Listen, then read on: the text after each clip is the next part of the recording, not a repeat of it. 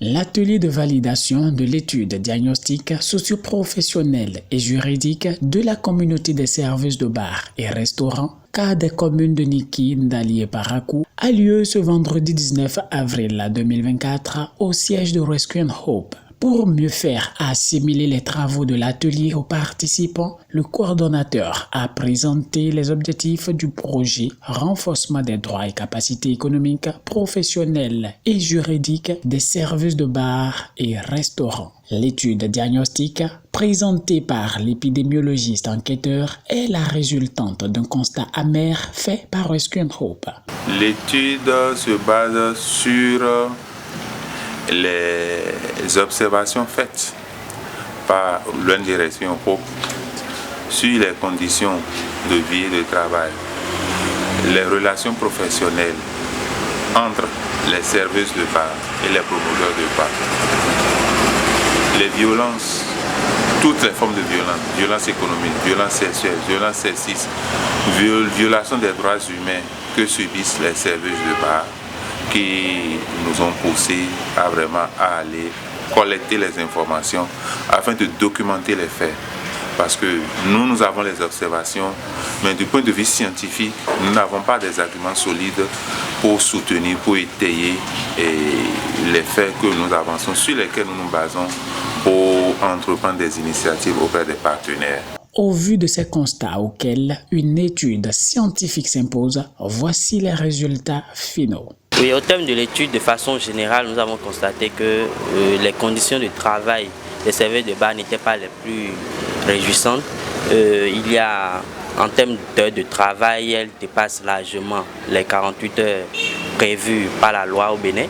En termes de salaire, elles ne sont pas du tout au SMIC, elles sont moins du SMIC. En termes de violence qu'elles subissent, elles subissent diverses sortes de violences, à savoir sexuelles, économiques, physique et verbale, voilà, de la part aussi bien des clients, des promoteurs de bars et des gérants. Les heures de travail excessives entraînent une fatigue chronique, un épuisement physique et mental, ainsi que des problèmes de santé liés au stress et au surmenage. La privation de sommeil due aux longues heures de travail affaiblit le système immunitaire et peut augmenter le risque de maladies cardiovasculaires et contribue à des troubles de santé mentale tels que l'anxiété et la dépression. Nos soeurs vivent tout cela, mais elles n'ont pas le courage de l'avouer. Parce qu'elles sont à la quête du travail, elles ont eu un travail, elles s'y résignent et elles subissent tout cela. Pour changer les donnes, des recommandations ont été faites à l'endroit des acteurs. Au thème de ces résultats, diverses recommandations ont été élaborées.